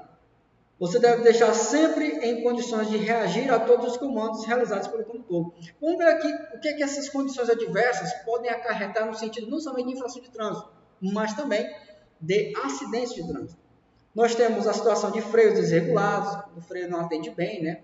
Lâmpadas queimadas que evitam a visualização do que está à sua frente e de tornar o seu veículo visível aos outros usuários da via. O limpador de para-brisa com defeito, então você perde visibilidade do que está à sua frente, consequentemente você não consegue ver bem o que está na sua frente, você pode criar uma situação de acidente onde outras pessoas podem também estar envolvidas. A falta da buzina, né? A buzina foi desenvolvida para evitar acidentes. Logo, se você não tem buzina no seu veículo, você aumenta em muito a chance para que isso ocorra. Um equipamento tão simples, né, e que muitas vezes não é dada atenção devida, ou o uso devido dele, pode fazer com que um acidente ocorra ou deixe de acontecer, caso haja a buzina. Falta de retrovisores ou deficientes, pode colocar o tipo de deficiência de retrovisores queimados, né, ou quebrados. Eu acho que eu falei queimados, mas quebrados apenas, ou trincados. Esse era o outro exemplo. Né? Cinto de segurança defeituoso, faróis desregulados, pneus gastos ou defeituosos, são exemplos aí de condições adversas do veículo, e essas condições adversas, você concorda comigo, com certeza, aumentam o risco de acidentes viários. Em todas as situações, cabe ao motorista defensivo realizar a manutenção periódica. Essa prevenção, ela pode ser a prevenção imediata e a prevenção imediata. Não sei se você lembra, mas nós vimos aqui na questão da visão preventiva, a visão preventiva, que era imediata e imediata. Nós temos a prevenção também, nesse caso dos veículos. E aqui nós temos o conceito, né? A prevenção, quando se trata do veículo imediata, são ações em que você faz averiguações no próprio veículo mais fáceis, né? Ou seja, você não precisa ir no mecânico para averiguar esse tipo de revisão prévia para evitar acidentes, como, por exemplo, a checagem dos pneus, calibragem, né, por exemplo, luz do veículo, se todos estão acendendo, a verificação do nível de água do sistema de arrefecimento, que a gente vai falar mais na parte de mecânica básica, o teste da buzina, verificar o nível de combustível, verificar o nível de água do limpador de para-brisa. Ou seja, a prevenção imediata são ações que qualquer pessoa pode fazer no veículo por conta da facilidade que ele vai ter de averiguar essas coisas. Já aquela prevenção imediata, a gente pode dizer que em algumas delas você acaba precisando passar no mecânico, são aquelas que olham para um prazo. Por exemplo, o nível do óleo do motor. Né? Hoje os veículos mais modernos, né? Não existe aquela necessidade de diariamente você fazer a averiguação do nível de óleo do motor. Então você pode fazer isso de forma mais esporádica, né? Como por exemplo, uma vez por semana ou de 15 em 15 dias sem nenhum problema. Calibragem dos pneus também da mesma forma, o nível da água da bateria, regulagem dos faróis, alinhamento e balanceamento das rodas, verificação de amortecedores e freio, rodízio de pneus. Ou seja, são coisas que olham para longo prazo, são coisas que podem ser vistas para evitar lá na frente possíveis problemas. Condição adversa de carga. Condição adversa de carga. Vou fazer aqui uma observaçãozinha.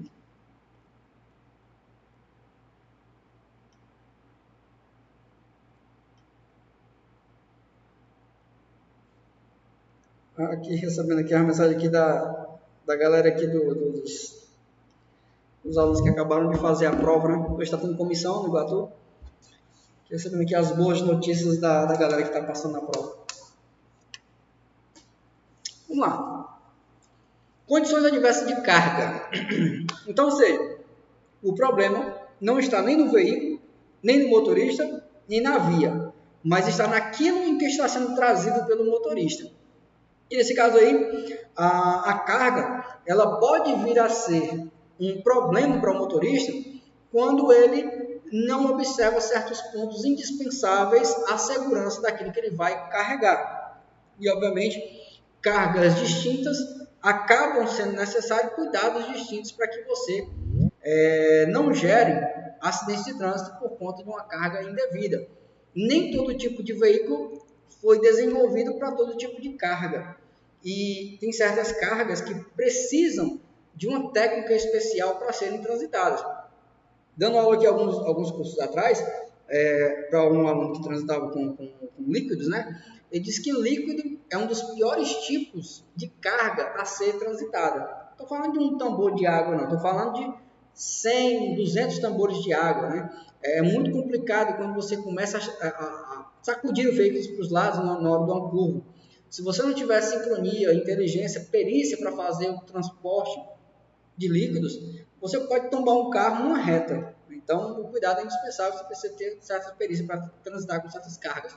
E outras cargas que a gente vai vendo que também exigem essa perícia são cargas vivas e também pode gerar situações de acidente de trânsito, beleza?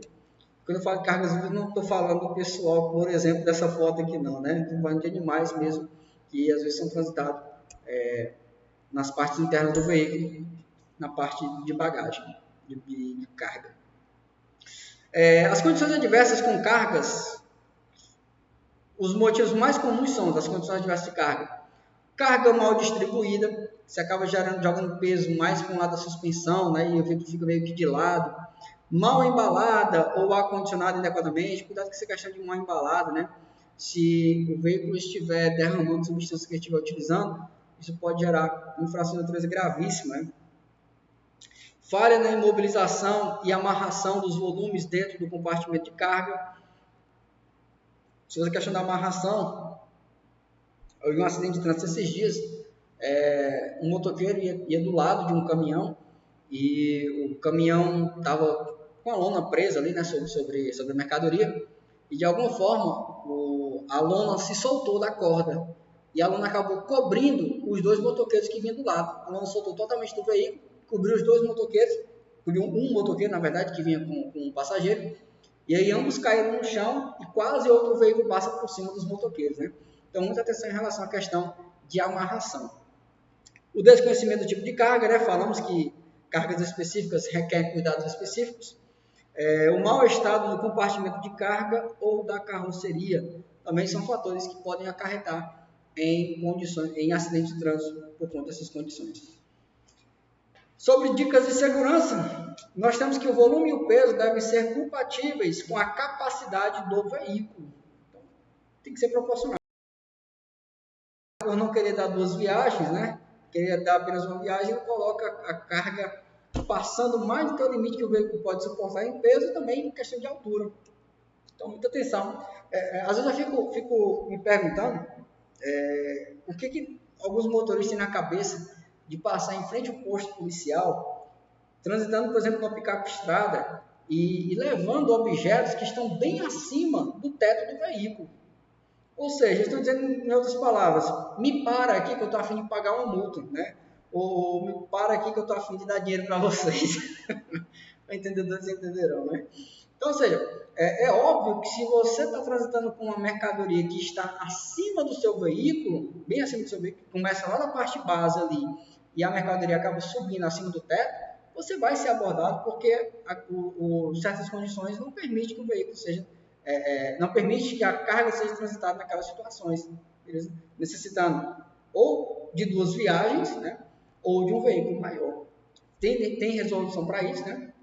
Que até mesmo tem umas que trabalham em certas situações, de forma geral, a carga ela pode subir, ficar acima do teto e no máximo 30 centímetros. Mais do que isso, geraria infração de trânsito. Muita atenção em relação à questão do transbordo. Principalmente quando ela passa na lateral do veículo, ela vai gerar infração de trânsito porque ela vai cobrir a visualização dos retrovisores laterais. Nem pode ser no transbordo lateral, nem também na parte superior, né? Esse extravio aí da mercadoria. Não transportar passageiros no compartimento de carga ou vice-versa. Nós temos duas infrações de trânsito que trabalham sobre essa questão do passageiro no compartimento de carga. Se o passageiro for transportado no compartimento de carga de um veículo que tem caçamba, por exemplo, né, que seria nas partes externas do veículo, por exemplo, a picape estrada, aí a infração é de natureza grave, né? Infração de natureza grave. Agora, se for o caso de o camarada estar sendo transitado no porta-malas do veículo, na parte interna, aí nós temos a infração de natureza gravíssima, né? Eu tenho uma situação, não vou dizer engraçada, não, mas hoje pode ser que seja. Trabalhava como motorista numa empresa e sempre havia blitz do Detran para transitar com um limite máximo, né, de passageiros possíveis. E estava tendo uma blitz do Detran. O Detran sempre foi o órgão que nunca deixou passar esse tipo de situação, ele sempre autuava, né, e acabava retendo o veículo para regularização. Nós estávamos voltando do Iguatu e já era por volta das 5 horas da tarde, todo mundo querendo ir para casa e tal. E por conta da blitz, a gente fez a contagem dos passageiros, estava passando um passageiro, tinha uma a mais do que o limite permitido. E ninguém queria descer, né? Nós paramos no posto e ninguém queria descer. Aí um dos passageiros disse assim: rapaz, eu vou descer, você me bota lá no porta-mala, quando a gente passar da blitz, você para o veículo e eu subo de novo no ônibus. E foi assim que aconteceu. O camarada desceu, foi para o porta-mala e ao passarmos pela blitz lá, ele voltou para dentro do veículo, né? Segundo ele, quase ele morria asfixiado no porta-mala, né? A gente dá risada hoje porque passou e tal, beleza, tudo bem. Mas ficou essa história aí marcante. Obviamente, se tivesse sido abordado, infração gravíssima para o condutor, né? Haveria a infração por transitar com um passageiro a mais, e haveria outros consectários, né, que poderiam ser gerados ali por conta dessa situação. Né? Mas tudo isso é porque o camarada queria ir para casa mais cedo, né? No caso de todo mundo. Certificar-se de que a carga está imobilizada e bem acondicionada, né? Ou seja, bem separado no compartimento de carga para evitar condições adversas. Vou aqui de condições adversas agora do motorista. Vamos analisar quando o problema sou eu, né? Quando o problema é você que está ali na condução do veículo automotor. As condições adversas do motorista ela envolve muita questão física e emocional do mesmo, né? E nós precisamos observar quais são geralmente os fatores que geram esse tipo de condição adversa ao motorista. A começar pela questão da fadiga, cansaço, sono, estresse, visão deficiente, audição deficiente, perturbação física e estado alcoólico são os fatores que mais geram condições adversas em relação ao motorista. São essas situações na parte física do motorista que acabam gerando acidentes viários. E aqui eu destaco o pior inimigo do motorista, e que todos nós estamos passivos também a se tornar vítima dele, o sono. Né? Pra você ter uma ideia, nenhum motorista profissional, estou falando de motorista profissional, não é eu e você não, meia boca não. motoristas profissionais do transporte rodoviário, nenhum deles briga contra o sono, porque sabe que vão perder. Pode até ganhar por alguns minutos, mas uma hora ou outra ele vai derrubar, porque é biológico, é uma necessidade que todo mundo tem de dormir. E quando ela chega, é uma questão de tempo para que ela vença a gente. Então, é o tipo de inimigo que sempre vai vencer. Então, até mesmo os motoristas profissionais que manjam na direção, eles não brigam contra o sono. Ou eles param e dormem, ou eles apelam para substâncias psicoativas, aquelas que vão deixar eles acordados. Então, ou um extremo ou outro. Eles nunca lutam só, porque sabem que o sono sempre vai vencer. Então, fica aqui a minha dica de segurança para você. Quando você se deparar com esse tipo de condição adversa, o sono, não lute contra ela. Você pode até vencer por alguns minutos, mas uma hora ou outra ele vai te derrubar. Muitos acidentes acontecem no trânsito porque pessoas acabam se desleixando em relação à questão do sono. Porque o simples fato de você parar e descansar ali 15 minutos, 30 minutos, né, já vão fazer bastante efeito na questão de restauração física. Você já vai ter restaurado ali parte do seu vigor. Isso se aplica até mesmo à questão de estudo, né? Tipo, a gente pega aqui uma situação como essa aqui, muito provavelmente, eu estou até falando sozinho. Eu estou até falando sozinho agora no curso, né? Porque tem muita gente já dormindo. Mas pode ser que tenha um ou dois aqui acordado agora. Mas a questão de você pegar uma carga horária pesada de curso, como agora, o sono vai bater. O camarada está ali de frente para o celular, de frente para a tela do computador, o sono vai chegar. E aí você vai dar aquela pescada, você vai colocar a cabeça em cima do braço, você vai estar assistindo deitado e o celular vai cair na sua cara, né? Quem nunca? Então, situações como essa acontecem porque o sono ele que sempre vence. O ideal é que você procure artifícios que façam com que você fique acordado. E nesse caso da direção, ou você dorme, ou você vai apelar para outras substâncias psicoativas que gerem, né, algum tipo de situação. Eu olhei pro chat agora, não aguentei não. As situações que vão gerar, né, essa questão de te deixar acordado, que seria por substâncias psicoativas, que obviamente não é algo legal a se fazer, porque isso gera certas mazelas. A gente vai até analisar quais são os problemas de você utilizar medicamentos, né, ou drogas para se manter acordado, para vencer o sono. Beleza? Então, por exemplo, pessoas que estudam para concurso público, né, às vésperas da prova ali, o sono bate. A recomendação, durma ali 30 minutos e volte para o estudo depois. Porque estudar com sono, você não agrega quase nada. Não agrega quase nada. Né? Então, sempre o descanso é interessante. No caso aqui do curso, aqui, infelizmente, para cumprir uma carga horária pesada, a gente acaba tendo que, né, descer o sarrafo aqui na estação. Mas existem pessoas que acreditam que a questão de uma forma de combater o sono escutando música, né? Ou algo do tipo assim. Pode por alguns minutos. Agora tem uma coisa que ajuda bastante. Uma coisa que ajuda bastante a se manter acordado. Conversar com alguém. Se você tiver alguém para conversar, você vai trabalhando com seus neurônios para responder perguntas e formular perguntas. E você acaba espantando o sono. Então, se essa pessoa sempre for ficar conversando contigo, até dá para continuar a viagem. Agora não pode ficar conversando sozinho, porque aí também gera sono também. Porque tendo a presença de outra pessoa, fica mais fácil de você evitar a questão do sono. É quase, né? Você pode estar... Uma coisa que eu desenvolvi no curso, até mesmo no presencial, chega uma hora em que os olhos começam a pesar também, dos alunos. E aí a gente pode desenvolver certas coisas para gerar esse despertamento dos alunos, através de dinâmicas, né? Uma coisa que a gente está muito engessado agora, não pode nem mais desenvolver, mas a interação, envolver a interação dos alunos. Por exemplo, agora, o Alan comentou, a Daiane comentou, o White comentou.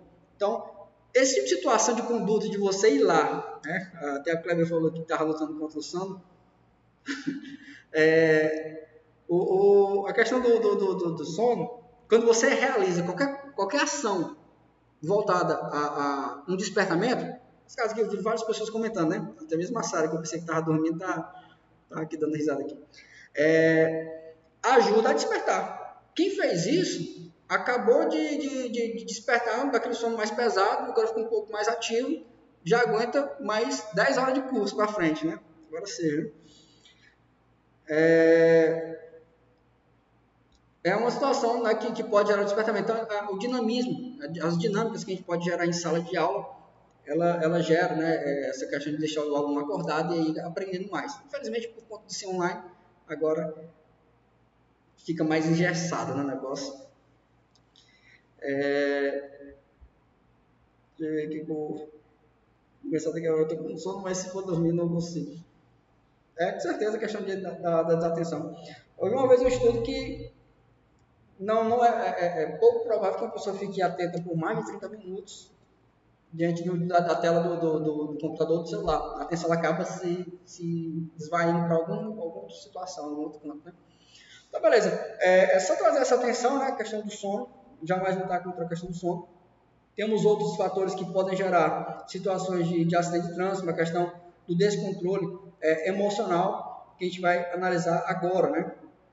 Que é a questão da tensão emocional, ou seja, níveis elevados em algumas situações, preocupações, aborrecimentos, agressividade, medo, pressa, impaciência e distração, são exemplos também de fatores que são emanados do próprio motorista que geram algum tipo de acidente de trânsito. Eu quero passar um vídeo aqui para vocês sobre essa questão de condição adversa do motorista.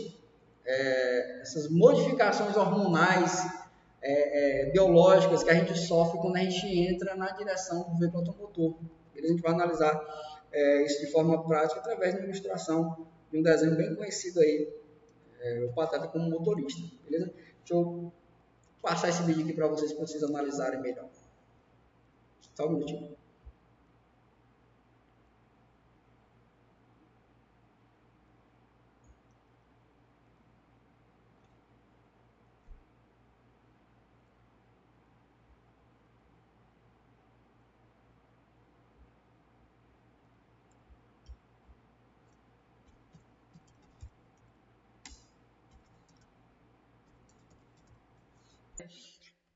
Estudos comprovam que dirigir é uma das atividades mais estressantes que o motorista encontra, né? Que o homem se depara no seu dia a dia, né?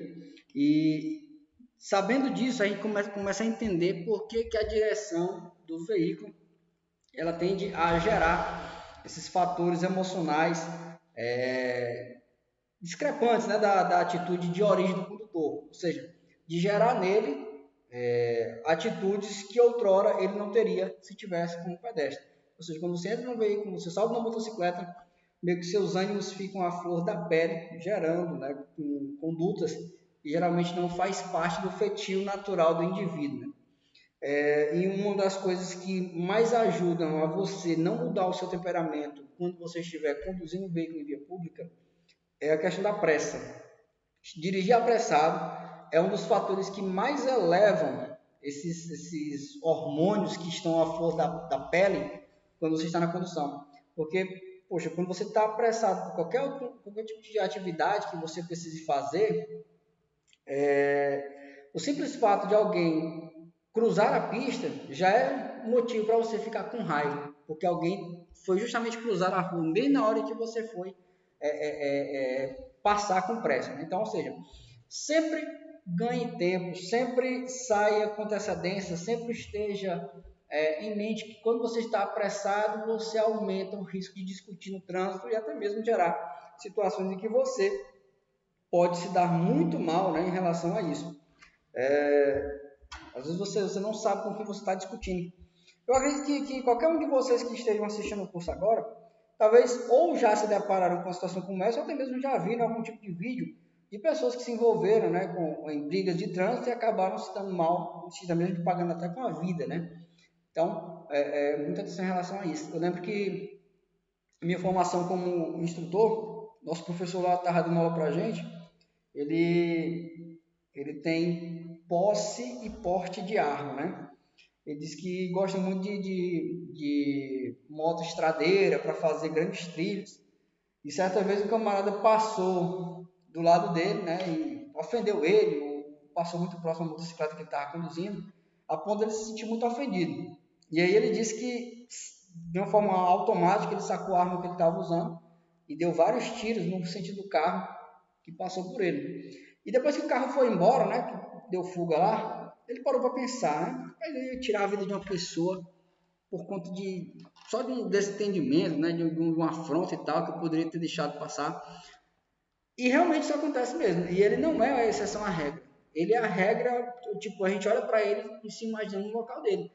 Apesar de que hoje a gente está sentado aqui falando de forma tranquila e se imaginando que jamais faria isso, mas quem nunca perdeu a paciência estando, né, dirigindo ali pela motocicleta, dirigindo carro e tal, por conta de ações que quando você para pensar são bem fúteis, bem simples, são relevantes, mas por estarmos dirigindo, os níveis lá em cima, os nervos à flor da pele, a nossa reação é uma reação um pouco mais bruta, né, mais grosseira, e para isso a gente precisa executar certas atividades para ir exercitando a nossa forma de nos comportarmos no trânsito. Eu, particularmente, eu era muito indignado com pessoas que acabavam, tipo, como é que eu posso dizer o termo correto, assim, se mostravam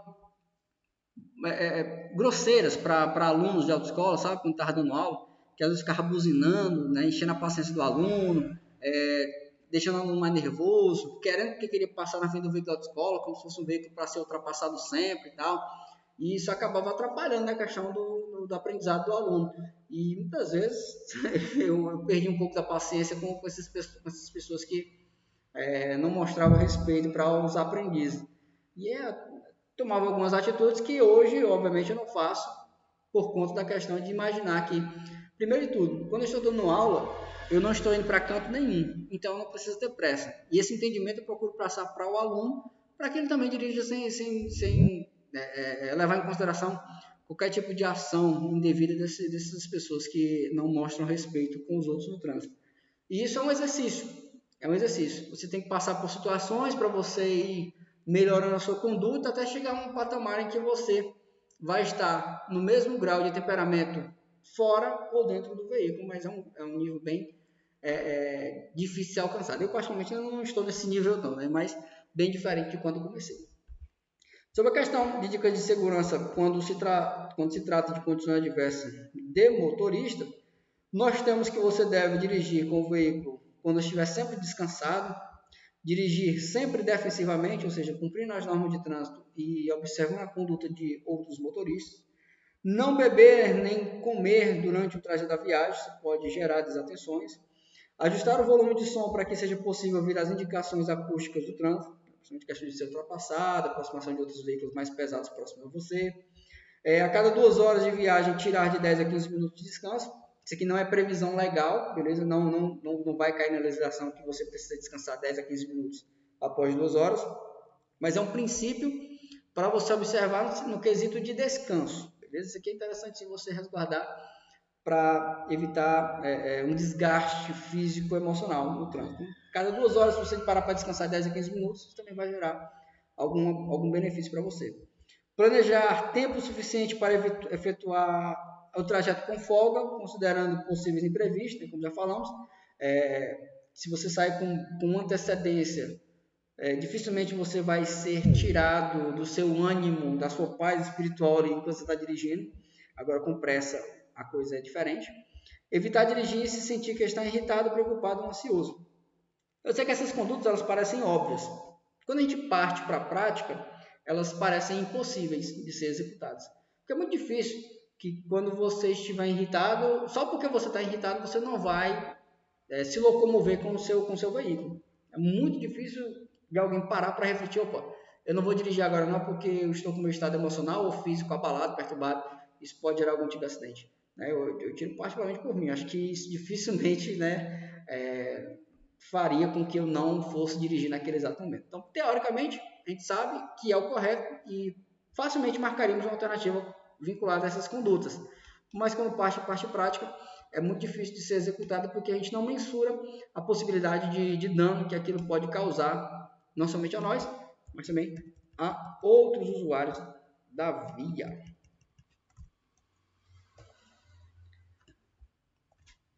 Para finalizar e a gente ir para o intervalo,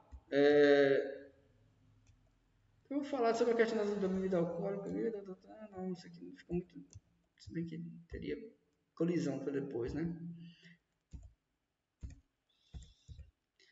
Para ficar muito puxado, eu vou comentar somente a questão de condições de passageiros. Não, vou fazer assim. Vamos passar o intervalo agora, são 3 horas. E aí na volta, 3h30, a gente comenta o máximo que dá para comentar até as 4h50 da tarde, beleza? Então 3 horas até as 3h30 a gente volta. Vou deixar um vídeo rolando na plataforma. E aí quando for 3h30 a gente volta, continuando comentando matéria de direção defensiva, beleza? Vou deixar aqui o vídeo rolando na plataforma por enquanto.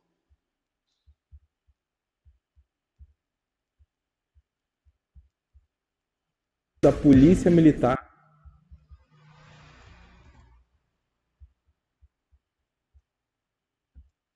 Na hora, vou colocar um vídeo top aqui. Os Cavaleiros do Zodíaco.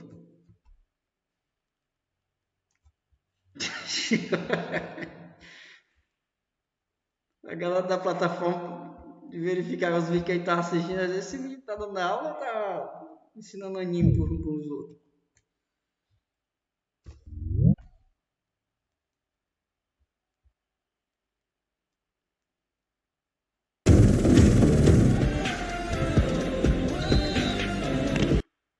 A sessão que eu vou trazer para vocês aqui, você vai buscar, você vai remeter lá no 29, inciso 7º. Quem já vai chegar? Única. Isso mesmo. Uma via de mão única. Uma via de mão única. Se estiver chovendo, o veículo da frente seu veículo tiver mais de 6 metros, tá? Se estiver chovendo, o seu veículo tiver mais de 6 metros de comprimento, aí você vai fazer a regra dos 4 segundos. Ok? Mas beleza, não cai direção defensiva para você que vai fazer Polícia Rodoviária Federal. Você que vai fazer GM de Itapema, cai. Mas beleza, bandeirinha. Tô entendendo, tô com você. O 192, portanto, ele fala isso. E aqui agora a gente entra numa celeuma bem interessante, que até na PRF os colegas começam a entrar em conflito no que tange essa celeuma. Entenda.